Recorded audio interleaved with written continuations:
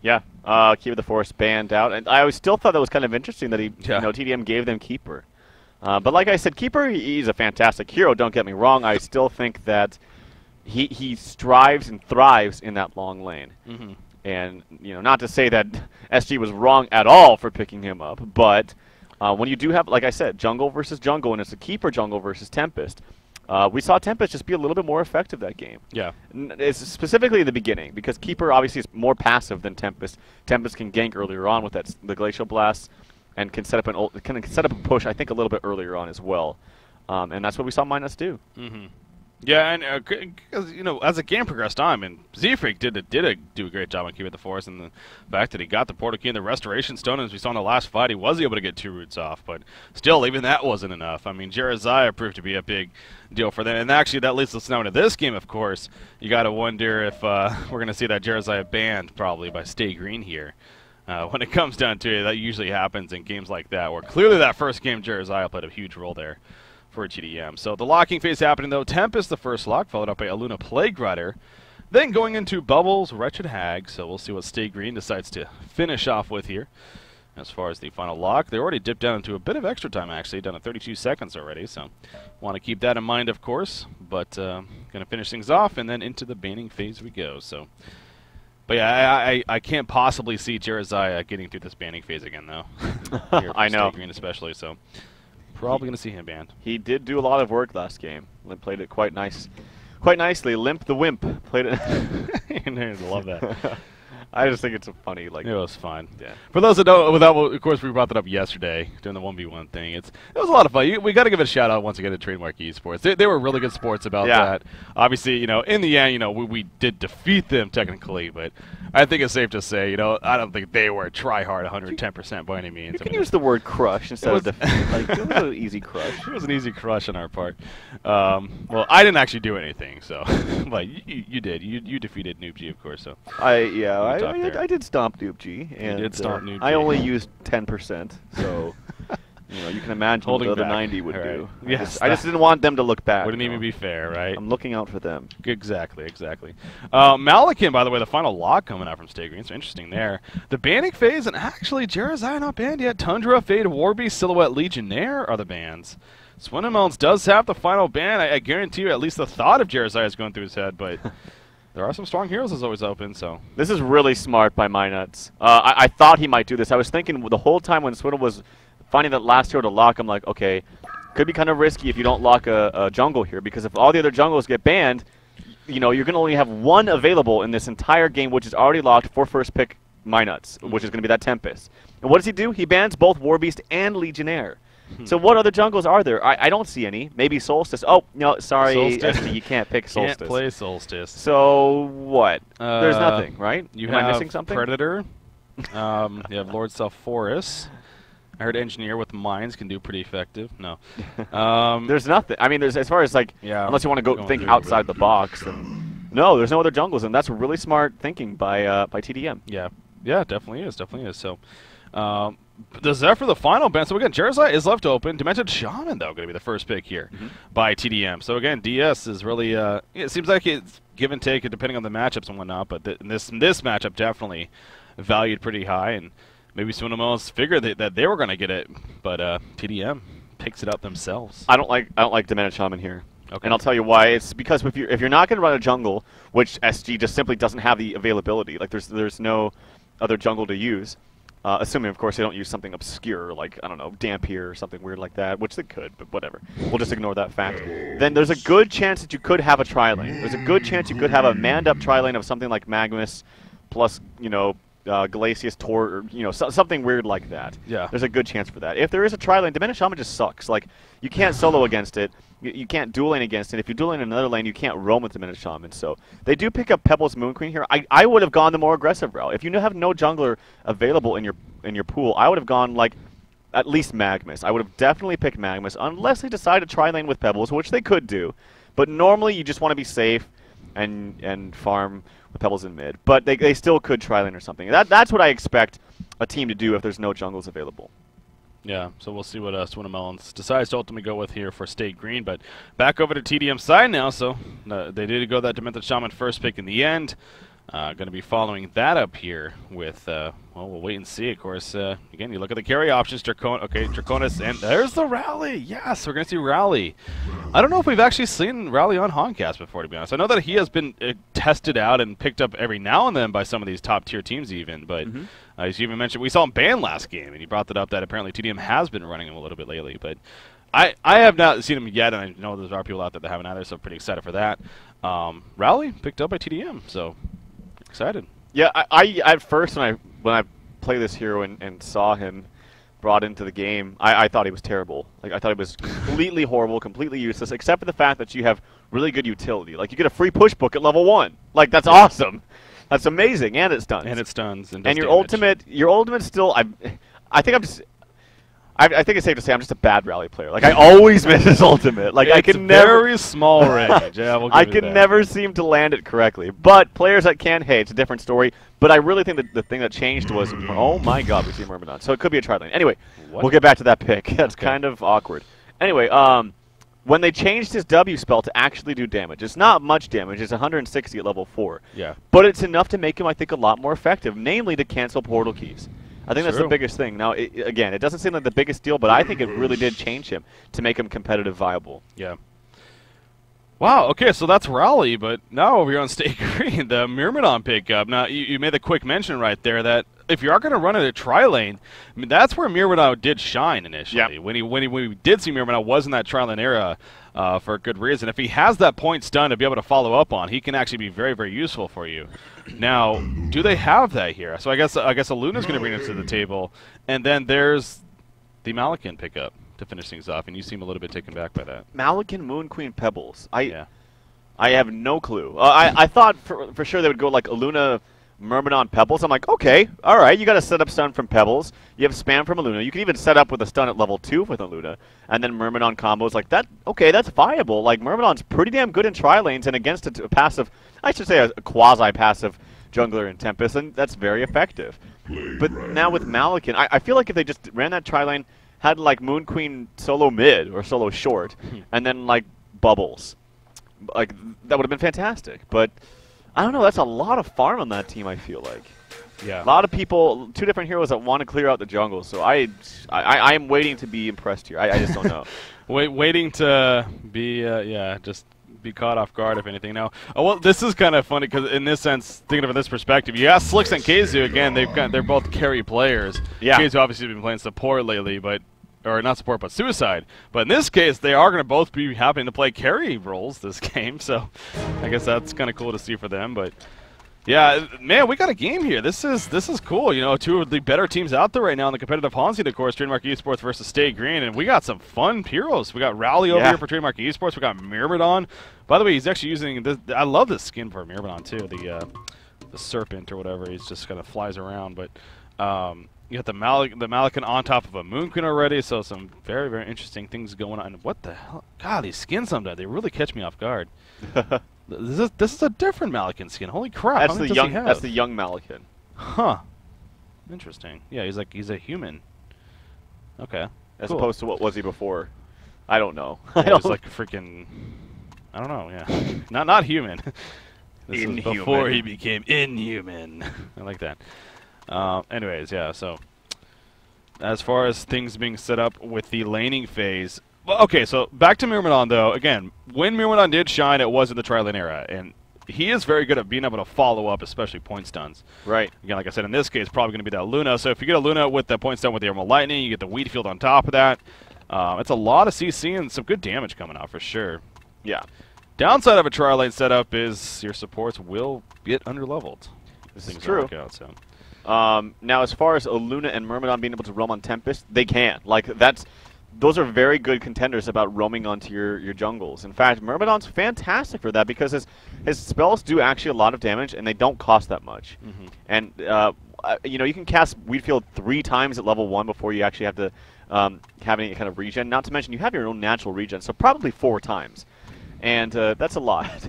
So, and then you're also stacking, of course, those mana potions on top of them. But yeah, Myrmidon in succession with other stuns and spam abilities makes him a very, very strong hero in the tri-lane. Yeah, and he's also a little bit unique as well as far as the support hero goes, is that he can actually Well, for one, he could be pretty good at getting away, both with his waveform ability and his forced evolution, as it's called, where he goes melee form and gets even tankier as a result. But he can actually... I've also, you know, I know you've done this before, of course, as a lot of Team M players have. You can build somewhat of a semi-carry Myrmidon. Absolutely. Multi-form, get the helmet, not a helm, but a Elder Parasite.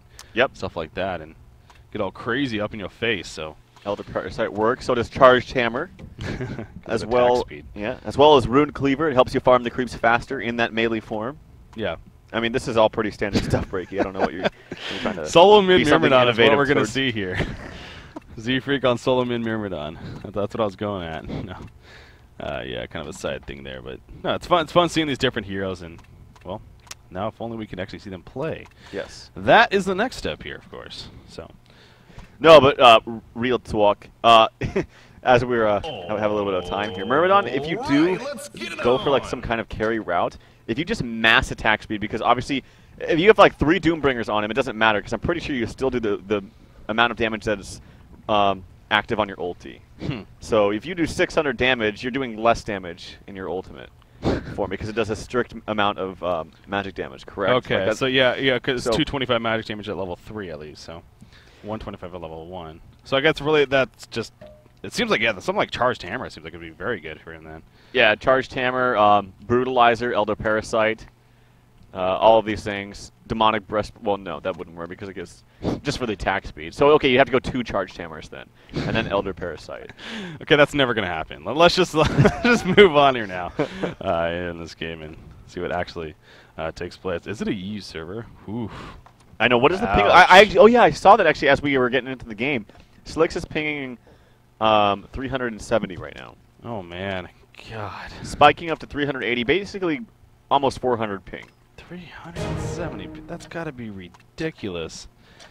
Okay, so again, here's the deal. If you're a US East team, I mean that's how it works, right? It goes US East to Europe and then roll for the third, I believe it is. So I don't. Okay. So yeah. Okay. So this actually does bring up. Okay. So on Thursday there was the case where, for some reason, apparently they got switched to be. I think it was.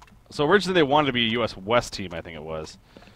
I don't know what's going on. I'm not even going to try to explain it because I'm actually completely lost. So. Well, as far as what you want, what kind of team you want to be, and what kind of team you should be, it shouldn't matter. True. Like, if you have 4 Europeans and 1 U.S. West player, and you say, I want to be a U.S. West team, it's like, too bad. Like, the case of Complexity ran through this. Yeah. Obviously, BK doesn't want to play on a European server. When you're from West, no one does. But when you have, 3 Europeans. 3 out of 5 of your players play from Europe, and then 1 East, 1 West, obviously you're not going to be a West team, no matter even if you check the box, I'm a West team. Yeah. It's just, that's not how it works. So it comes down to what you really classify as, like, okay, so they have, what, 2 Europeans, Skyzo and Keizu. 2 East, Swindlemelons and Z-Freak, and then 1 Australian. So does that really come down to making it, that's when the admin decision comes into play, I suppose. Yeah. Well, it looks like, I guess Minot's decided to go ahead and they're going to host a public game here, so. Again, kind of just taking it upon themselves. But in our place, in the end, I mean, we're not the admin, so not much that we can do here. As far as, I don't know. I don't know. So, well, I guess they'll just go ahead and host a public game here, and I'm guessing it will be U.S. East, of course, as a result of that. But yeah, it's definitely up for it. I think if anything, it needs to be very clear in the end that what this team is. Whether it is U.S. East or a U.S. West team is going to be classified. It's just that needs to be made the point of, and that needs to stand. You can't have them, like, switching depending on the matchups and stuff. That just seems really silly. So, I'm looking at Complexity. Don't want to go Complexity's game. Want to go tdM's game. Okay, it looks like he has re-hosted a new server, so I'll just need to wait for the invites now.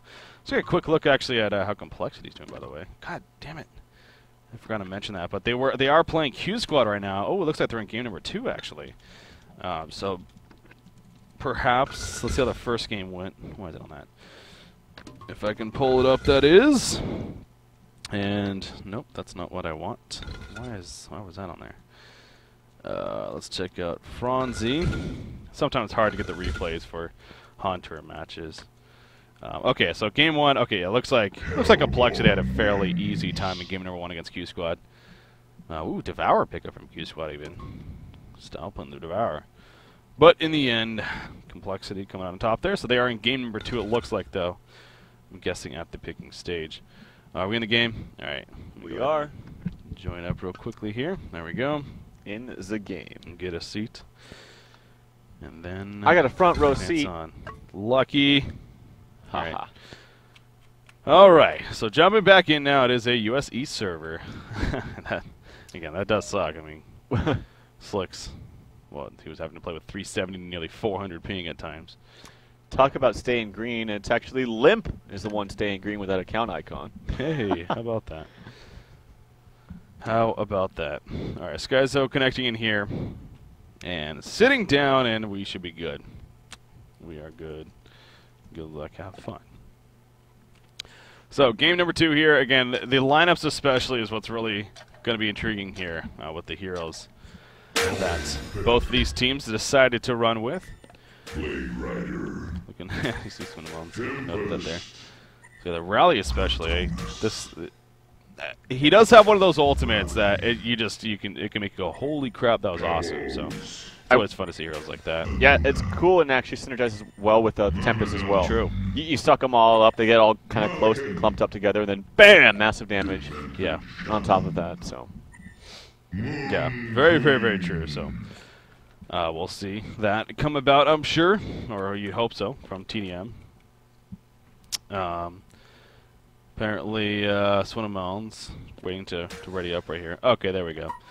Gonna start the countdown and go in again. Okay, here we go. Restarting officially. Game number 2 here between Trademark Esports and Stay Green.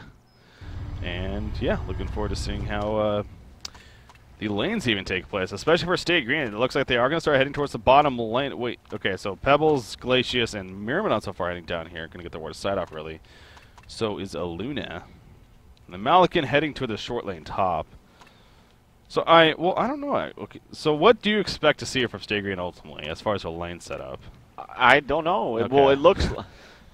I don't know. You got a Guardian Ring on Moon Queen, so... It could be a solo mid Pebbles. I mean, with this build, that kind of looks like a solo mid style. Solo mid Pebbles, and then they might even just do a dual lane of, like, Myrmidon and Moon Queen down here against this solo Demented Shaman. Top lane, we have a Plague, and then mid lane, we have the dual lane of...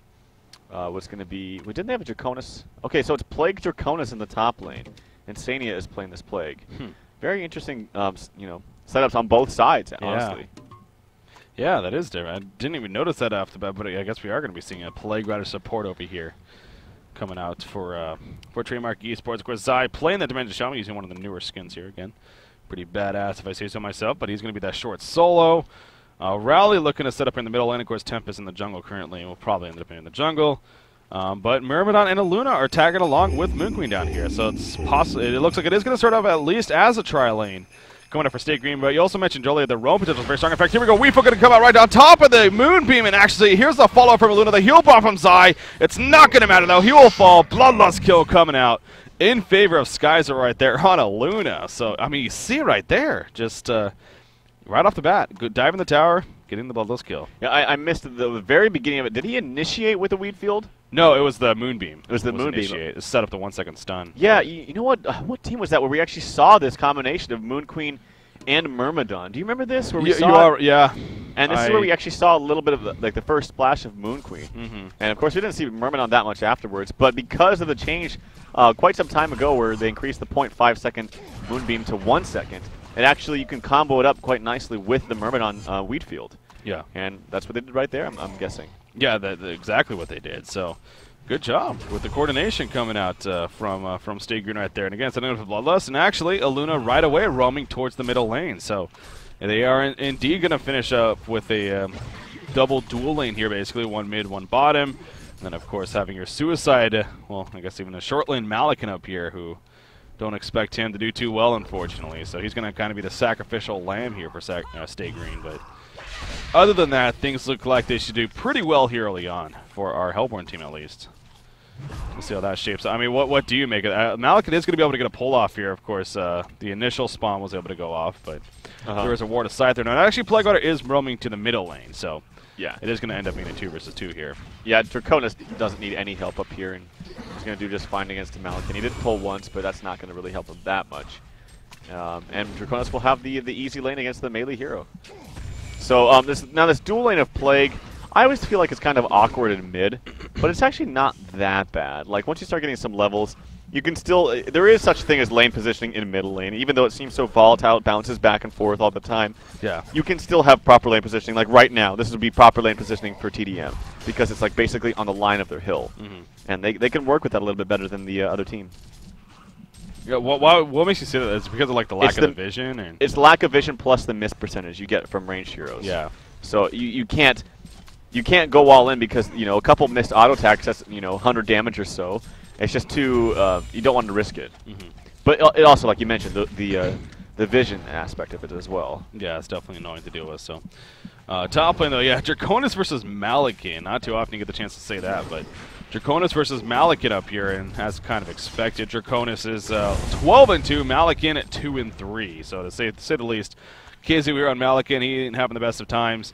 And you got to kind of wonder, I mean, because Malakin isn't necessarily a hero that really, I mean, what is his recovery chance? Like, especially when you have a Moon Queen and a Pebbles on your team who are going to be soaking up so much farm themselves. So exactly. You really got to wonder how much of an impact this Malakin is ultimately going to have this game. Well, that was my concern, too. Like, you said it, like, as far as bounce-back heroes. Bounce-back potential heroes, I feel like, are like Mage Bane and Dark Lady. Silhouette. Not even so much Silhouette, but like Mage Bane, Dark Lady. Oh, actually, Tempest in a lot of trouble. I talk about the roam that you can have from Myrmidon and Luna in particular onto jungles, and they did it right there. Good job by them. Skyzone and Z-Freak. Skyzone gets credit for the kill. And that's exactly what I'm talking about, especially in this metagame. You can still pick heroes. You can still tri-lane onto jungles. You don't have to have a jungler. So long that the tri-lane that you have is able... Well, this isn't really a tri-lane, but they do have good roaming heroes that can effectively gank the jungle. Yeah. Yeah, so catching the tail end of that, but again, you can pretty much conclude what exactly happened. The Luna Stun on top of the wheat field, and, well, you got the Magic Carp and Power Throw on top of that as far as added damage even. So Tempest just simply getting caught on the jungle, just like that. It's a 2-0 hero kill start here, now in favor of Stay Green. And so despite Malakin really getting nothing here at the top lane, and, well, not nothing, I mean, I guess he's starting to get some creep kills now using that Sword Throw. He's sniping out some, but you have Moon Queen down here being played by Slicks, of course. 22-12 start for him. He is off to a great start here. So some good news coming out there, of course, for State Green on top of the ganking that's going on. So sure, again, it's a case of your Malakin is going to be gimped perhaps and may not have the biggest of impact, but you will have a Moon Queen, at least so far, who is going to have a very good start. So, you know, I forget what team it was, too, as you were mentioning earlier on the cast today, but I am a believer, I am 100% a believer of the Blink Malakin. I think it owns, man. Yeah. I think it really owns. Yeah. Because that ultimate is instant. Like, you jump in, ultimate, there's no, like, cast animation or cast animation. It is right when you cast it, and it's going to be effective. And he's, oh, speaking of, he's dead. So, Noob G, the solo artist. Yeah. I get it. Plague Rider in the meantime. Wheatfield going to... Oh, it will catch right there. Holy crap, the radius of that is pretty damn big. Rally in the meantime tries to save him, but the Power Throw connects, and Rally now falls as well as a double damage. Pebbles charges in and takes out Rally. So Rally using that tablet or the compel ability of his to save, or at least initially save Plague Rider.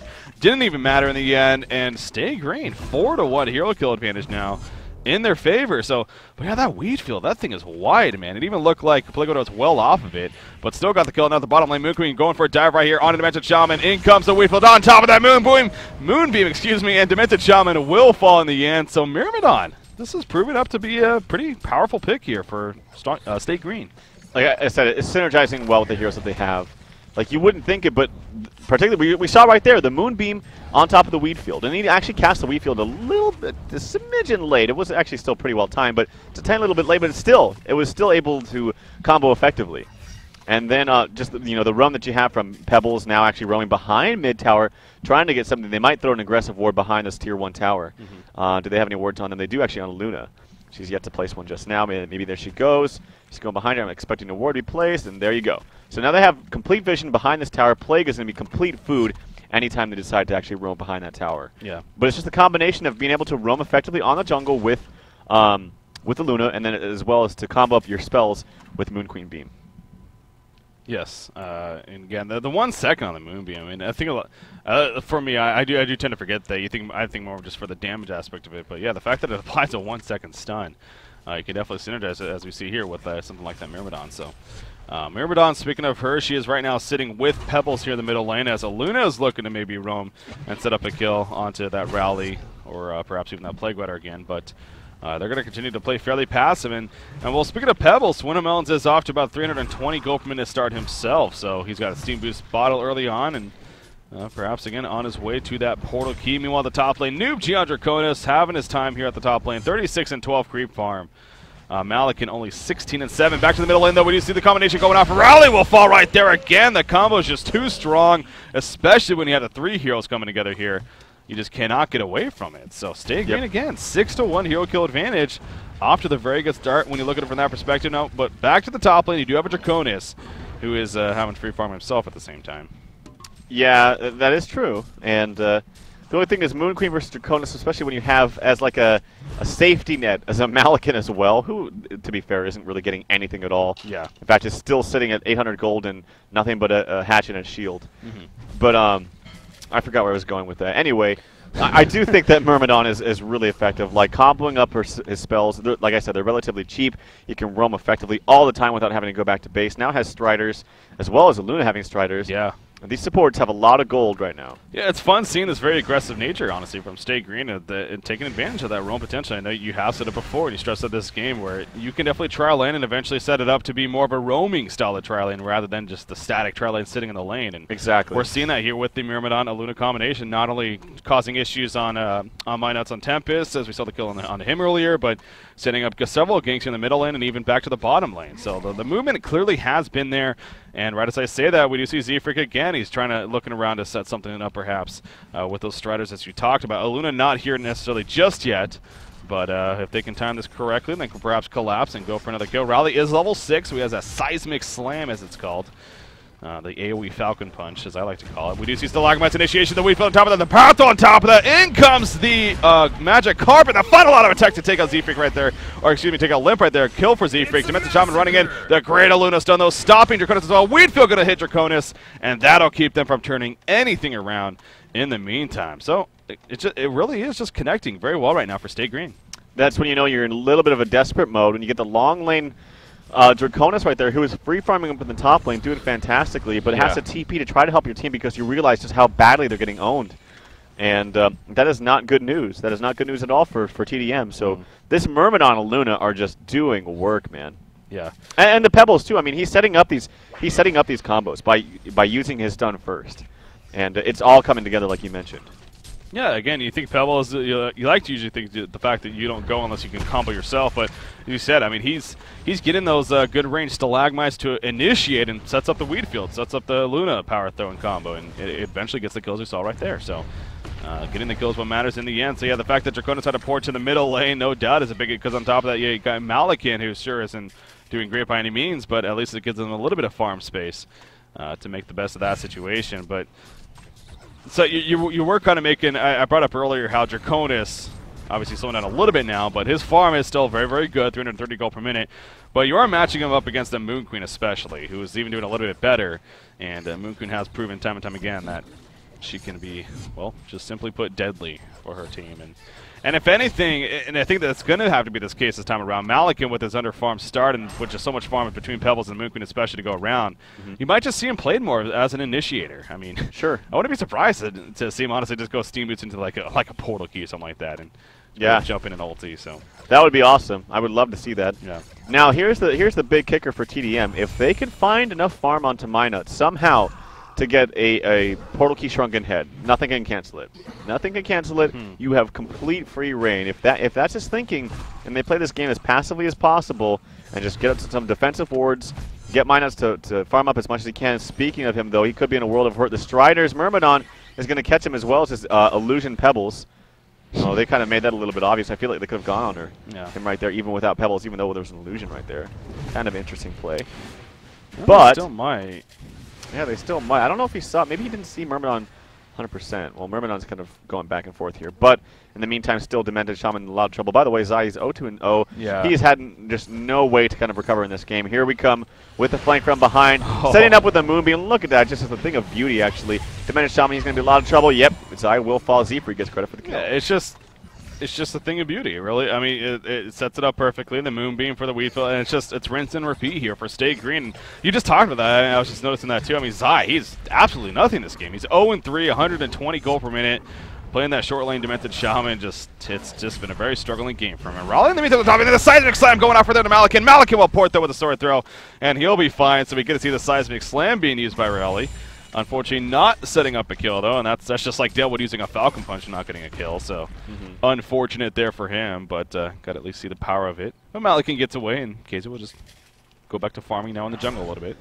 Yeah, this is the thing I just don't understand. Like, I love what Stay Green's doing. I love to watch this very aggressive nature.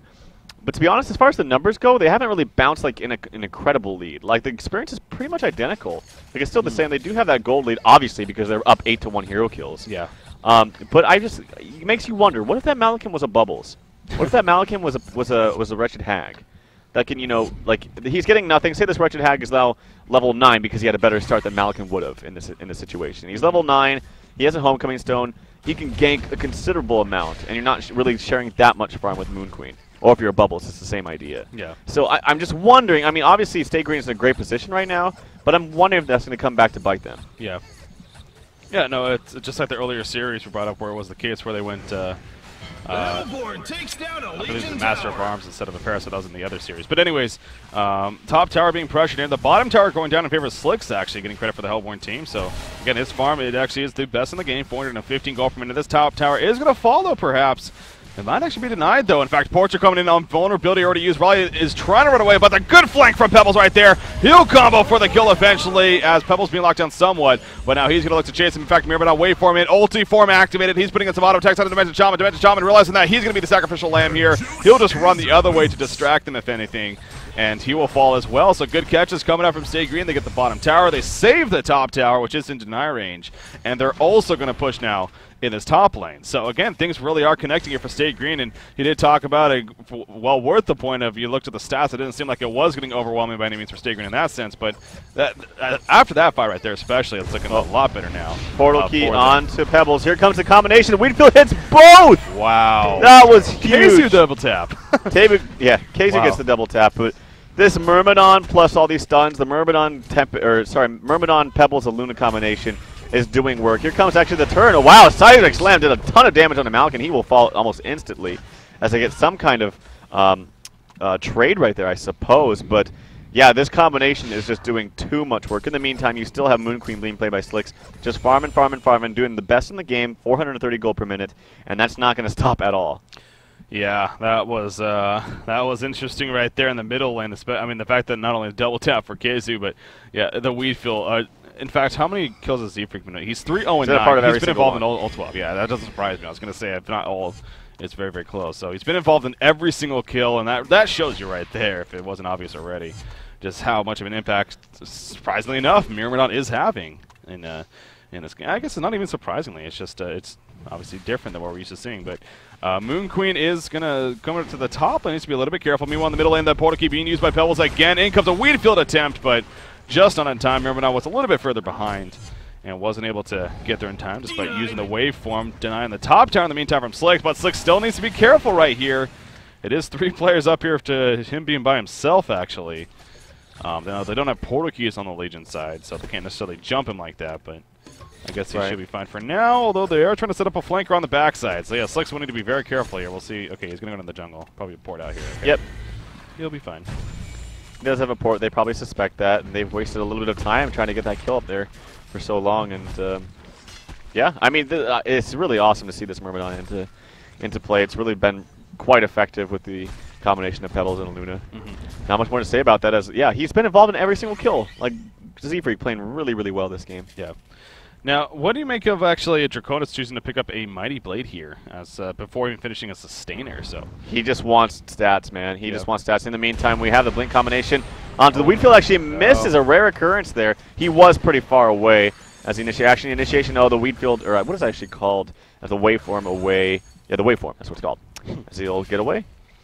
Yeah, so trying to counter right there, but so like you said, I don't think that was really a misplay by Z-Freak. More so, he's just simply out of range and tried his best to get maximum range right there, but just not close enough. So Rally will survive. And okay, so calming things down a little bit. As great as things have been looking for Stay Green, 12-2 hero code advantage. Draconis, with the Mighty Blade, so you said he really just wants a little bit more survivability. It makes sense, especially with the circumstances.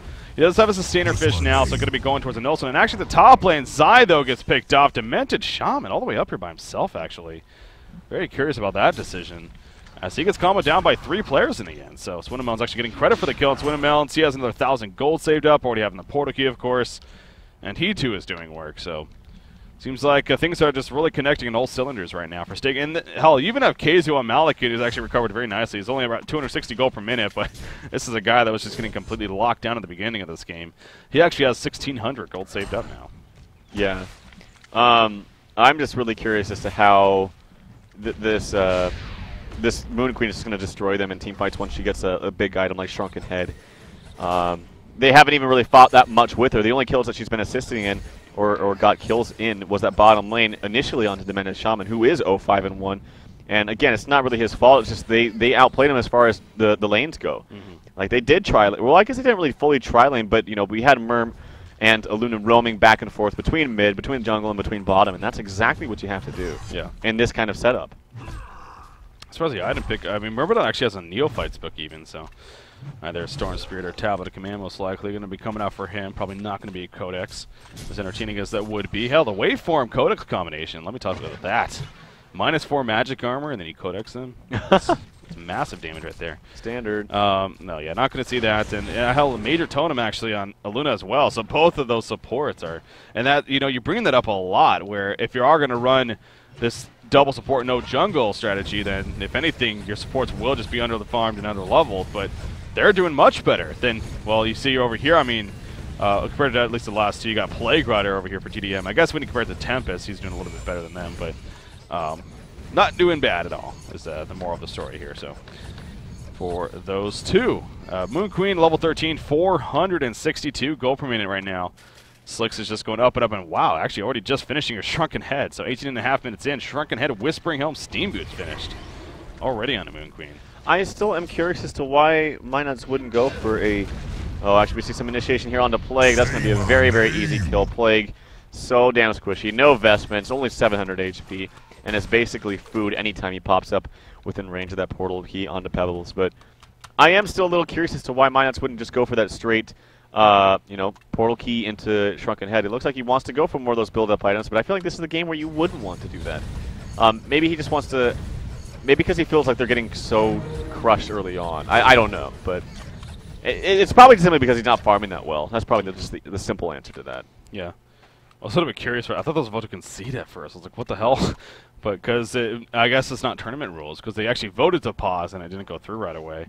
So I guess they forgot to actually make it tournament rules, and if that is the case, then you want to be careful not to purchase items like Dawnbringer. Not that anyone would, but obviously not eligible in tournament play right now. But gonna go ahead and pause the game real quickly, and hopefully resume here pretty damn shortly. What is Raleigh going to bring to the table? I'm also very curious about, and also how he builds. Again, I don't know how much experience you necessarily have of him, or what you have seen of Raleigh, but. Should we expect more of just a really beefy, tanky style build, or is he going to go for maybe more of a DPS assistant build? I mean, what do you think we'll see on Rally? Well, it looks like, I guess you can't build a new item, can you? The No. new items. So if with the Mighty Blade, I'm guessing Shrunken Head, but that seems kind of weird. You can't push yourself. I don't know. I'm not a very experienced Rally player, so I don't exactly know. I was kind of curious. But yeah, with the Mighty Blade purchase, it leads you to believe that it's going to be Shrunken Head. But great point. I mean, with the Shrunken Head, you won't be able to compel yourself into battle, as the ability is called. Not that's the worst thing in the world ever, but something to keep in mind, of course, if you were to build that item. Yeah, I mean, Trademark Esports, they definitely are behind here early on. 19.5 minutes in by a fair amount. Stay Green. Looking pretty good. So we are going to resume here. What is game number 2 again? tdM, of course, up 1-0. But Stay Green having the advantage here in the second game. Zai 0-5-1. So this really is one of the few games where you just see Zai not doing too well for tdM. Granted, he was put in a horrible position, let's be honest, but still. Not the most impressive farm for him, or score for that matter. Rally and Moon Queen kind of going down to back and forth a little bit right there. But nothing much coming out of that either, so. For now, oh, they're going to catch Tempest here in the jungle. He was farming the Hellborn jungle, being very greedy right there. And obviously, that does not work out for him. Very greedy. Yep, absolutely. I mean, he's just trying to find any kind of semblance of farm, but like I said, they're in desperate mode. They're down 2 to 15. Yeah. They're getting pretty annihilated at this point. And when you have the late game secured with Moon Queen, like I said, Malikan at the same time, who has so much farm now because of the big, all the constant ganks that are opening up the map for him from this team. I mean, 15 hero kills under their belt compared to 2. It's pretty insane. And then it's just going to keep getting worse. Like, Pebbles is going to get more farm. Moon Queen's going to secure that late game. Your supports are going to get push tablets. It's going to get pretty crazy. It is. No, this can help. Draconis obviously doing it. Well, yeah, these should be triple stack ancients over here. Not necessarily doing them the quickest, to be honest. Usually see him just kind of tear through these, but kind of taking his time with him. He also wants to be a little bit careful, maybe figuring that he could be jumped any second. So kind of playing passive because of that. But he is getting now very close to finishing that Null Stone here, as he did remember go that Mighty Blade first, so even delaying him a little bit there. And so Draconis farm, it's solid, 350 gold per minute. Pretty respectable for here, but a Moon Queen overall just is that much better. And in fact, Conqueror is going to fall here. Wow. For Stay Green. So they'll have a token of life on Moon Queen now. She easily picks that up and may look to use that here now in the near future. And even more troublesome news for Trademark Esports as a result of what's going on right there. And actually, this middle lane will need to be careful. The tower is very low, and the Hellborn team making their way over here. And yeah, they're going to go for what should be a fairly easy tower push, pending tdM defending the tower, but I don't think that's going to happen. So, yeah, like I said, I feel like at this point you're basically looking for a miracle, and that miracle is in the form of a Tempest ultimate. Yeah. That being said, I really feel like maybe he is saving for that.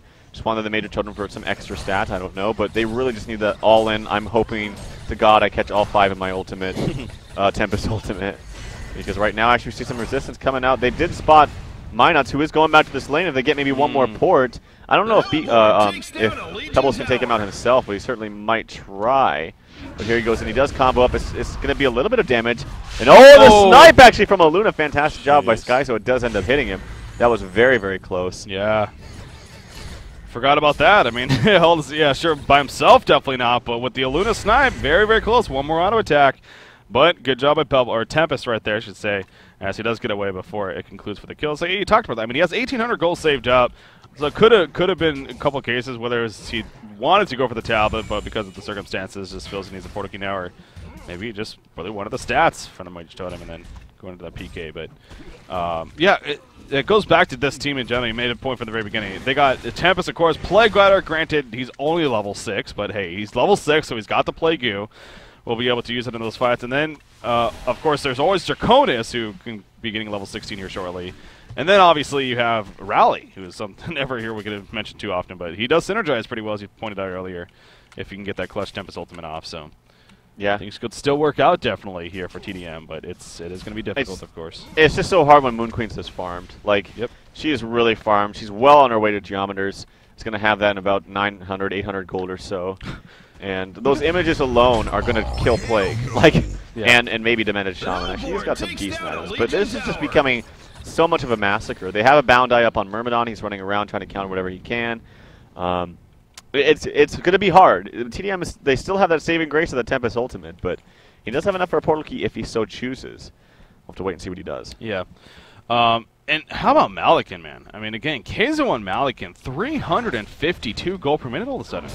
He has 3,300 gold saved up, so the big question mark with this lineup was, were they going to be able to successfully spread the farm? And early on, it was looking very grim for Malikan, but honestly, it's not bad at all now. I mean, he's going a little bit different of a build because of the circumstances, but hey, he's got Steam Boots, Blood Chalice, and actually went Soul's Bulwark here.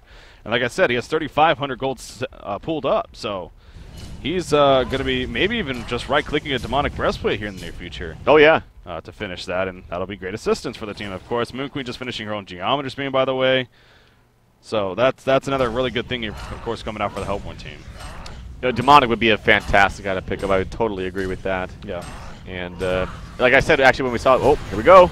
Middle lane, Raleigh being caught. There's a power throw on top, and that gets a kill. Myrmidon is chasing on a playground right, or that's Draconis actually just running away. But that turnaround, that Tempest ultimate coming out right here. Draconis with the Cataclysmic Assault. The playground pouncing around. Moonku will very likely fall right here. He's still alive, barely. Holy crap, he finally dies. Of course, he's going to resurrect him in the background. Swindlemelon's running away as Pebbles. And now Moon Queen chasing. Moonbeam coming out. Demented Shaman running away. Draconis is now as well. And what's done is done. So when it's all said and done, Myrmidon and Rally, technically the only two to fall. Moon Queen did get her token of life used. So Pebbles did survive, though. He's actually using the regen from the observatory and going to meet it back up with the team. Yeah, they're going to push this. And now they have the Geometers up on Moon Queen. The token of life was used at a timely, or a very timely spot there for Stay Green, and that's exactly one. If you can trade a token of life for the only thing that can save the other team, which is the Tempest Ultimate, then by all means they'll take it any day of the week. Now they're going to be pushing this top tier tower. There's nothing really that tdM can do. There's the initiation on. Actually, Linus jumps in. There's the ultimate from Malikan. It's going to put him in a bad spot. Actually, the turn coming out, Pebbles does fall as a result. And maybe Rally. Oh, actually, Rally, where did he go? Oh, no, he's still right there fighting Moon Queen, but the Shrunken Head is activated, and he's dishing out a lot of damage. Oh, no, he actually does get pushed. He does fall. Noob G gets credit for the kill. They might try to pursue. In the meantime, Malikan does escape with just a little bit of life. So that looked pretty crazy. I thought that was going to be a huge fight in favor of Stay Green, but it actually was in favor of tdM. The biggest deal, and I know that wasn't on purpose, but Tempest took the chuck for Draconis. That allowed Draconis to sit there and press Cataclysmic Assault, and he tore up the Hellborn team as a result of that. So that was the biggest play, honestly. Tempest portal keyed in. Again, I guarantee you that was not in his mind. He was just jumping in to save Draconis, if anything.